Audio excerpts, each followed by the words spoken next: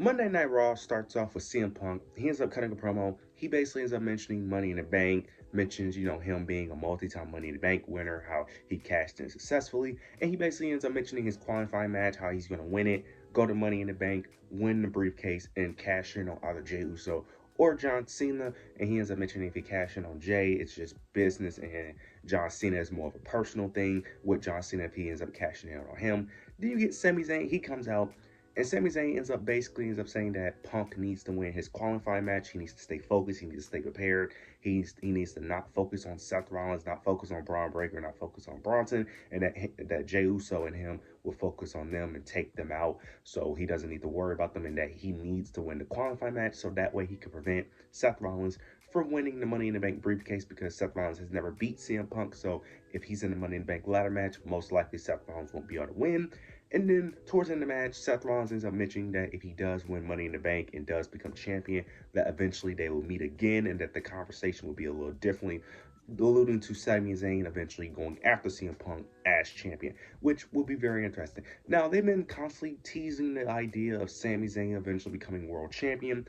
I'm not going to fall for the bait. Now, I will say this year seems more realistic due to them having the Royal Rumble at Saudi Arabia, and Sami Zayn is loved. He's loved in Saudi Arabia, and if you want Saudi Arabia to get a huge pop, if you want someone to have that big moment, Sami Zayn is kind of the perfect person. Now, I'm not getting my hopes up for it, because they have done this multiple times with Sami Zayn over the past like 2 to 3 years. They have constantly mentioned Sami Zayn never being a world champion, and they have constantly told this story for like months, and nothing happens. So I'm not getting my hopes up. I believe it when I see it. Unless he wins the Royal Rumble or something, I'm not going to really believe it. So we'll see where this goes, but I'm not going to really believe it. I'm not going to really get my hopes up for Sami Zayn becoming a world champion, but who knows? Maybe they surprise me, but I'm not going to. And even if he does, it's going to be months, and it's going to be months down the line towards like Royal Rumble season. So we'll see how this plays out. After this, we end up getting the War Raiders versus the Judgment Day. They end up having a tag team match. Towards the end of the match, you get Roxanne Perez. She ends up interfering in the match, helping the Judgment Day. Shocking, Finn Balor actually got a pinfall. He actually got a victory. Finn Balor is actually getting wins. Very shocking. So that's good to see. Roxanne Perez ends up helping them, pick up the victory, get closer to the WWE tag team titles. This ends up leading into another segment between Finn and Liv Morgan, where Liv Morgan's not feeling Roxanne Perez being in the group. She ends up mentioning what happened last week with the shoulder rub, with the chicken nuggets, and all that. Liv Morgan didn't like that, which is kind of hypocritical to a degree. Now, heels are always hypocritical, but it's kind of hypocritical because Liv Morgan kind of did the same thing when Dom was with Rhea. But and she ends up saying, Finn Balor's trying to play it off like he's not trying to, he's trying to play it off like everything's good, everything's fine. He ends up mentioning how Liv Morgan just needs to trust Roxanne, and Liv Morgan ends up saying that it's not Roxanne that he doesn't trust. And she starts staring at Finn, alluding to that she doesn't trust Finn, but Finn just brushes it off like everything is cool. So I like what they're doing here. I like where this could go, because this does end up play a factor until later in the show, because Roxanne ended up offering to help Liv Morgan in her qualifying match, but Liv Morgan ended up refusing, ends up saying that she needs to stay away, which ends up playing a major factor into her match later on in the show. I like what they're doing here. This has a lot of potential. This could go multiple ways. You could have Liv Morgan turn on Raquel. Raquel could join Roxanne. You could have Liv and Roxanne feud. This could go a lot of ways, and I like the direction that they're going. So this has a lot of potential. Now, I hope that after this is all over, that the Judgment Day is done, because the Judgment Day needs to be done. There's nothing more to tell. They ran its course. So I'm hoping that this is the last iteration of the Judgment Day, and that once this story ends, that it's over. Even though I'm enjoying the story right now, but we need to end the Judgment Day. So, but I like what they're doing with Roxanne Perez. This is really good. I really like what they're doing here. Afterwards, we end up getting a vignette segment from Rusev. Rusev ends up just mentioning Sheamus, mentions, what happened last week, ends up mentioning the reasoning why he's, he attacked Alpha Academy. And he ends up mentioning, Sheamus. He doesn't like that Sheamus came out to save Tozawa. He ends up mentioning their past, which I did like, mentioning that Sheamus left them behind. And then he ends up saying that he's the big dog now. He's the one that's the more dominant force now, that he's not the same guy he was a few years ago. Sheamus ends up, of course, was getting interviewed by Kathy Kelly, if I'm not mistaken. He ends up responding, ends up saying that he doesn't like what Rusev is doing, and that Rusev isn't wrong, and that he's going to stick up for, Alpha Academy. I like what they're doing here. This could be a solid feud. I think this feud can be very similar to like the Bronson Reed and Braun Strowman, where they could just have good matches and just be chaos. Just have it be very chaotic. Just have them constantly brawl, attack each other backstage. Just have this be a wild, chaotic feud, and this could be really good. I enjoyed the small TV time that they had, but this was solid. Can't wait to see what these two guys do. We end up getting a Becky Lynch vignette, really good vignette. She ends up repeating some of the same things she said before, but she ends up mentioning that Lyra has constantly cost her opportunities, cost her the tag titles, and cost her Money in the Bank qualifying match. She ends up, repeating some of the same things she said before about, no, without her, Lyra wouldn't be in the position that she's in. Lyra had the best match she ever had. Lyra, is the biggest she ever been due to Becky Lynch, due to herself. Then this leads into Lyra, coming out. She ends up calling out Becky Lynch. Becky Lynch then comes out. Lyra ends up saying that she, of course, mentioning how she used to thought Becky Lynch was a good person, but turned out, Becky Lynch isn't the person she thought she was, and that Becky Lynch ended up hurting her, and that she was hurt by Becky Lynch due to her thinking Becky Lynch was someone that she's not, and that hurt her a lot. And she ends up saying that Becky Lynch did make her into a better wrestler because she ended up making Lyra. Lyra ends up saying that she ended up having a new side of her due to Becky Lynch, becoming the person she is, and she ends up saying that she used that anger as motivation to become better. Becky Lynch ends up saying that Lyra doesn't really hate her, and that Lyra is coming up with excuses to hate her because she just wants to replace her. And then she ends up saying that she understands that the one thing that's going to make Lyra mad, if I'm not mistaken, which is raising her hand, I forgot exactly what she said. She said something about raising her hand, if I'm not mistaken. Raising the same hand that she's going to holding the Intercontinental Championship. I think that's what she said. Along those lines. Then she ends up leaving the ring, if I'm not mistaken. Lyra tries to fight Becky Lynch then and there, but Becky Lynch ends up of course, refusing to fight, doing, the typical coward heel thing, walks away. Lyra ends up chasing her, ends up attacking her. They brawl for a few seconds. Security was able to break them up.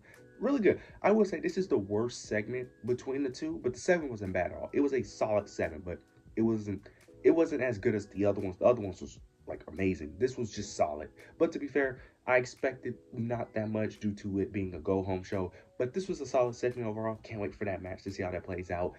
Very interested to see how that plays out. Cause I can see it going both ways. I can see Lyra winning. I can see Becky Lynch winning. But I'll discuss that more into my Money in the Bank predictions video, which should come out a few hours after this Raw review. But I'm interested to see how this plays out. Now we end up getting a tag team match between Jey Uso, Sami Zayn, versus Bronson Reed and Braun Breaker. Towards the end of the match, Seth Rollins ends up interfering, ends up causing a disqualification. They all, and then you got the heels, basically Seth Rollins' faction, attack Jey Uso and Sami Zayn. But then you end up getting CM Punk comes out for the save, ends up making the save for Jey Uso and Sami Zayn. This ends up playing a factor towards the end of the match because Seth Rollins ended up telling Braun Breaker and Bronson Reed to retreat, and he ends up telling Braun Breaker that they don't need to attack because we know where he's going to be at the end of the show. Because CM Punk has a qualifying match at the end of the show, which they of course will appear. So that ended up playing a factor. But after the mismatch though, we ended up getting a Sami Zayn and Karrion Kross segment, and Sami Zayn finally asked the question that why is Karrion Kross is obsessed with him. Why does he keep trying to, why does he keep talking to him? And Karrion Kross basically ends up saying that he believes Sami Zayn is a liar, that he's lying to himself, and that he's not a good person, that he's really a bad guy, but he just doesn't want to show it. Sami Zayn just tells him he's wrong, and Karrion Kross ends up saying that maybe he is wrong, but maybe he's right.